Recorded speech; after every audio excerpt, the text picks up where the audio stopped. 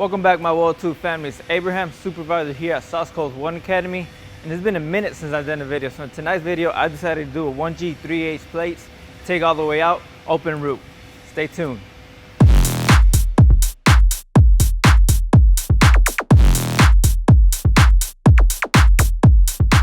Alright guys, so just as I stated in the introduction, I'm going to be doing a 3/8 plates, TIG all the way out, 1G, open root, that's what that means. So right here, I got my two pieces of plate that I'm going to be tacking together. They're 3/8 thickness, okay? So your prep up, what you're going to want to do is you want to clean your bevel, completely clean all the mill scale off, front and back, very, very important. Now, me personally, I'm going to be leaving it a knife landing, okay? You can, if you want to, give it a 1/16 landing, maybe even a 3/32 landing, okay? Now, the reason why you would give it a landing is because it will help you out. It's going to hold the heat better, so you have less of a chance of dripping down with your puddle, okay? But since I think I'm all right, I'm all right, I'm going to go ahead and leave the knife edge on it. The gap I'm going to be using is going to be a 532 gap. You know, I'm going to space this. I'm going to put a spacer in between right here. It's going to be a 532. You can use a 1/8, 532, all the way up to a 3/16. I'm going to use a 532 right now, okay? All right, guys, so I'm getting ready to tack this. I'm going to be doing my tack at 100 amps, and I'm going to be using a 1/8 TIG wire rod right here, 70S6, okay? Now, after you finish tacking your first tack, it's very important that you recheck your fit up. Make sure that your plate didn't move, didn't move up or down, fit and close up. You're going to want to fix that if it did. Very, very important. What you want to do is you want to make sure that your two plates are flush with each other. Make sure it didn't, this one didn't move up or the other one didn't move down, okay? Very, very important. If you want to, you can go right ahead and double check your opening, your gap size. I like it. It's pretty good. It's pretty good. I'm going to go ahead and leave my spacer right there so that if it does close, it doesn't close smaller than 532.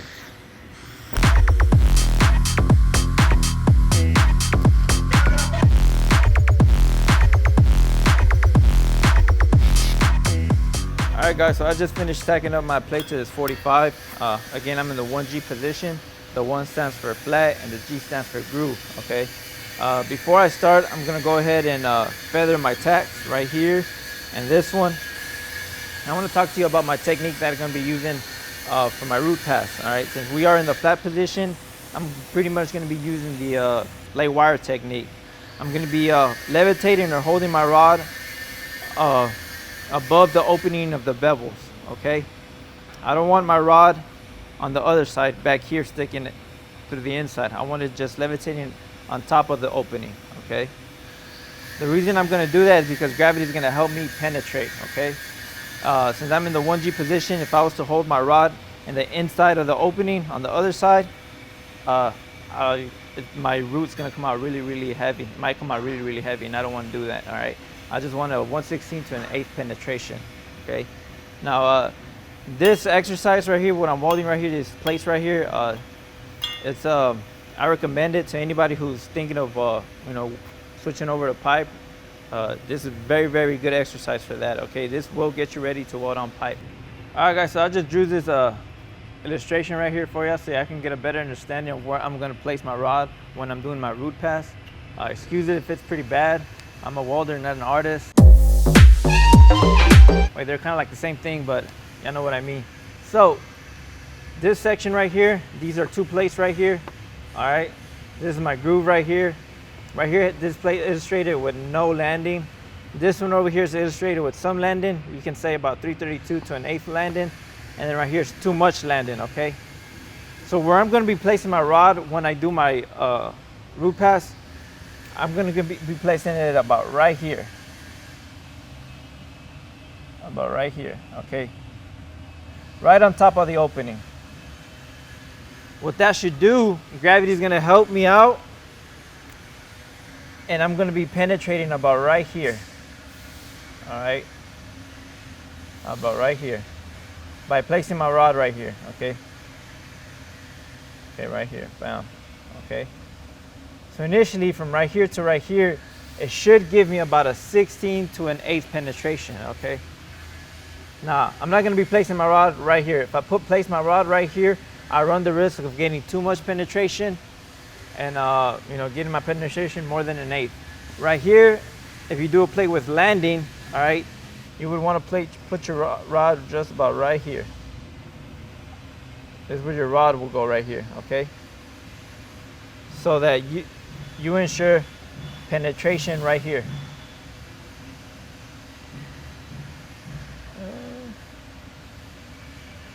Okay. And you might want to put it a little bit higher up, you know. You're gonna have to practice for that and see, you know, how you like it.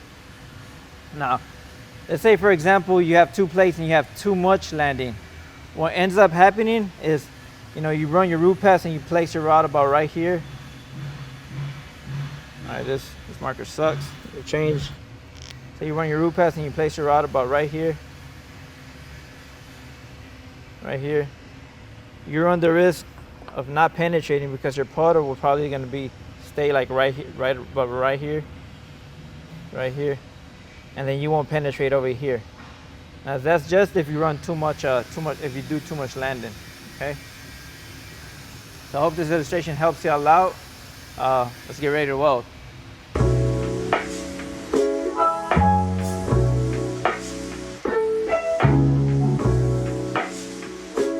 Alright guys, I'm getting ready to arc up. The first 2 inches or 1.5 inches, I'm gonna be freehanding because obviously I can't start walking the cup, you know, when my cup's in the air, right here in the beginning. So I'm gonna be freehanding, all right? I'm gonna place my hand right here. I'm just gonna freehand like this, okay? After about 1.5 inches or 2 inches or 1 inch, I'm gonna arc off and then start again, but I'm gonna be walking the cup. Let's do this.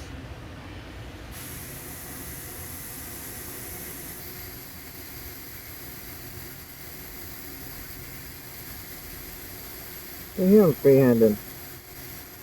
Okay, I'm holding my rod right on top of that opening, going side to side.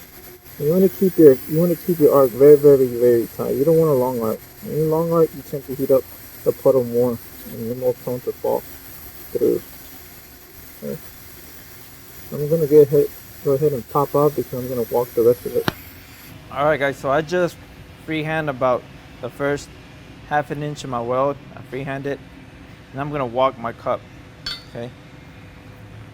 Now I'm not necessarily gonna walk it, but I'm more like gonna wiggle it inside the groove. Okay. And how I'm gonna wiggle it is, the way you do it is, whenever you go to the left, you want to go ahead and push off on the bevel. So if I'm going to the left, if I'm moving my tungsten to the left side, I'm pushing off on the left side of my bevel, like this. And when, let's say I want to move back to my right hand, I'm going to push off on the right bevel. Okay? And that's how you wiggle it. I'm getting ready to, so now I'm switched over to walking the cup. Okay? I'm going to heat up the area, retract, and go forward. That's how I do my tie-ins without grinding. Okay, so I'm just going to walk my cup.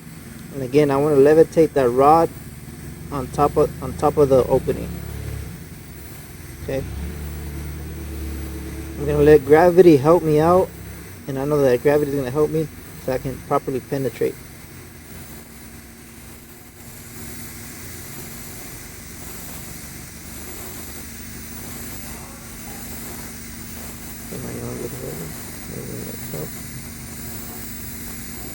Again, this is very good exercises if you want to switch over to pipe.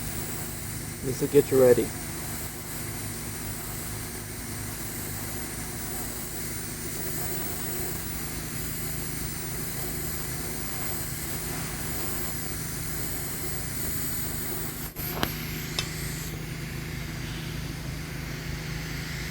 The reason I stopped was because, well, ran out of rod. All right, guys, so as you can see, I had to stop because I ran out of rod. Okay, I'm gonna have a tie-in right there. All right. Now, when you're doing this exercise, it's very, very helpful, and I recommend it that you do stop so that you practice your tie-ins and you practice your feathers. Okay. So I'm gonna go ahead and feather it right here.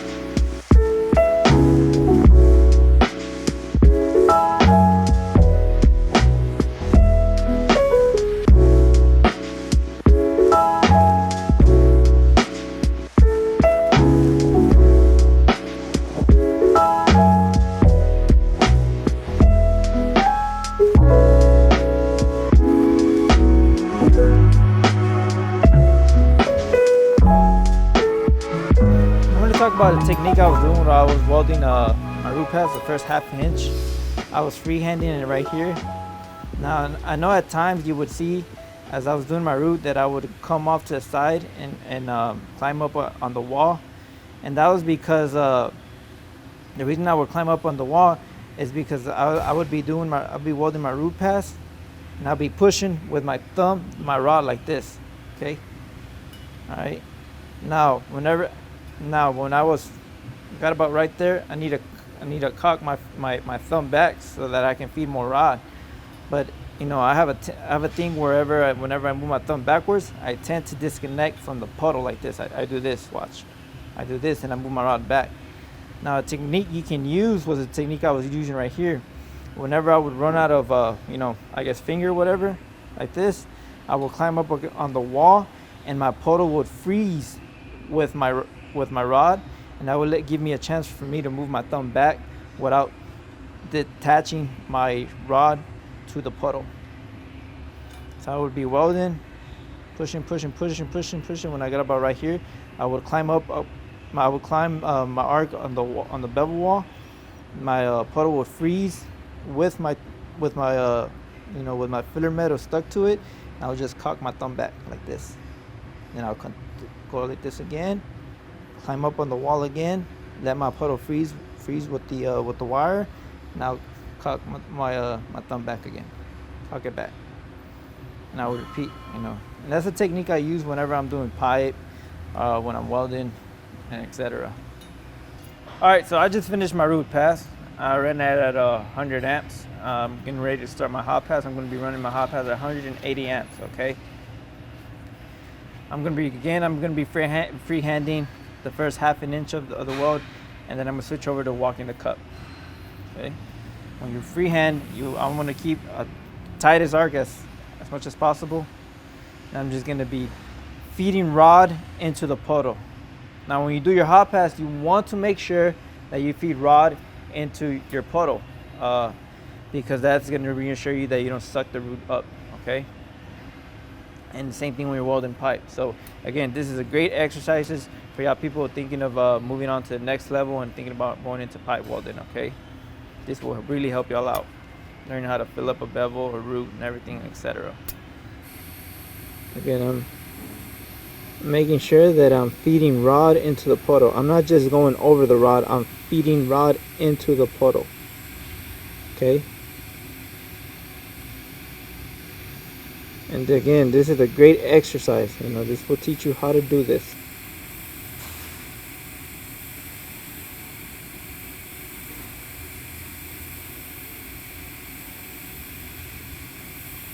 I'm just gonna walk it as much as I can. I'm just gonna freehand it as much as I can. I'm already past the 1 inch into the weld. I'm just gonna keep going. Alright.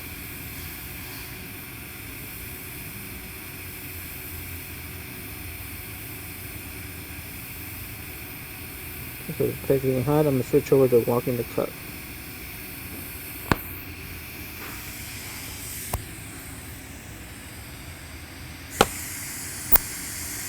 Okay, so I'm not going to be wiggling it no more.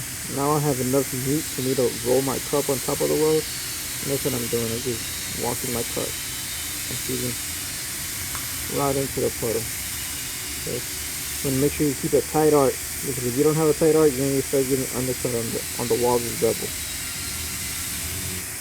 And then I'm making sure I'm feeding that puddle. Alright. Also, if I was just to lay the wire and go over the wire, I'll probably be here all day trying to fill this bevel up.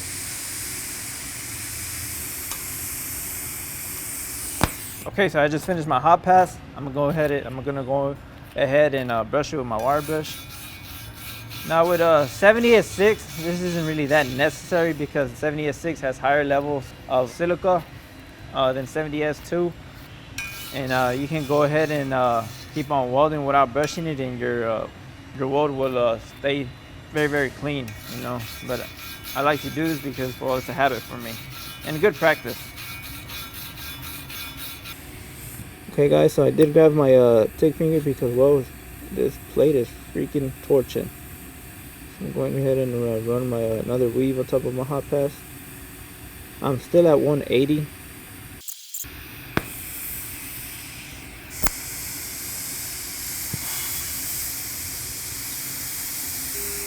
Again, I'm using 1/8 70S6 wire, and I'm running at 180 amps. All right, guys. So I just finished my, the filler after the hot pass. I did another wide weave. I'm gonna go ahead now and double bead this fill right here. I'll put a bead on the left side and then another one on the right side, and that should give me right about flush. Okay. Now a good practice to do when you're TIGging is every time you have a used up rod right here, or you pop off, you want to go ahead and clip the ends of it. Okay. So that next time you go ahead and strike your arc, you start with a clean puddle. Very good habit to get into. The way I walk my cup is I start on the right side, and when I move to my left side, I come straight across. All right. Now I don't roll my cup right there. Okay. I just pretty much slide my cup to the left side like this. Slide, and then when I go to my right, that's when I roll my cup. Then roll. Okay, then again I slide to the left and then roll. Slide, roll. Slide, roll. So whenever you go to one side, you just move straight across, and then to travel, that's when you roll the cup to the right. Slide, roll. Slide, roll. Slide, roll. Slide, roll. That's a little technique for y'all guys struggling to walk the cup, to practice, okay?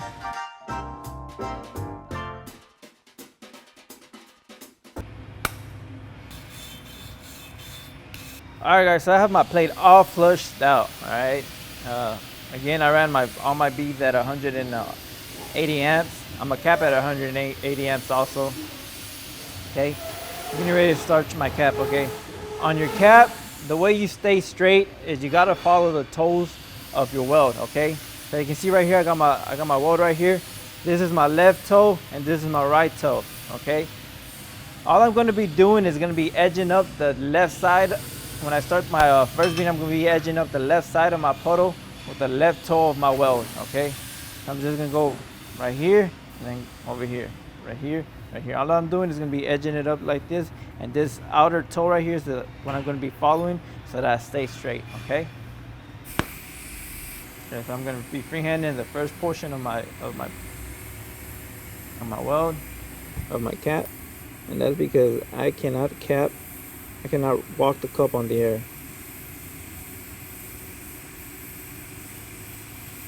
And when you cap, you don't want to feed rod into the puddle, you just want to go over your rod, okay? That would give you a nice slick cap. Nice even cap, let's say.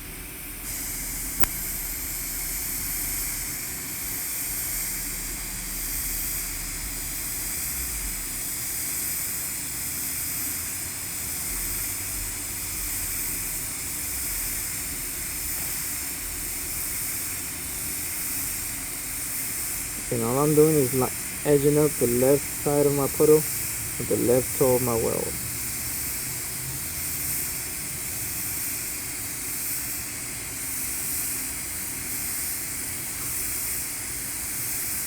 In order to keep your rod steady, I do apply pressure up against the plate with the rod so that my rod's not moving everywhere.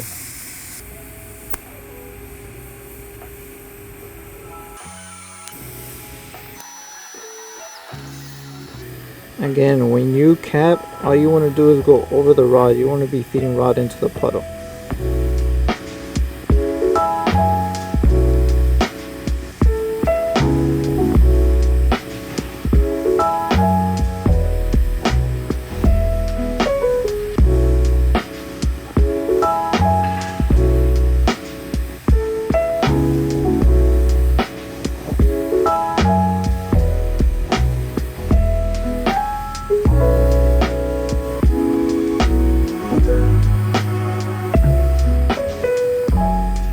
Alright guys, so there you have it, a 1G plate TIG all the way out. It was a pleasure doing this for y'all. If y'all have any suggestions, y'all can message me on my Instagram page at AB Welds. Again, don't forget to like, comment, and subscribe. Until next time.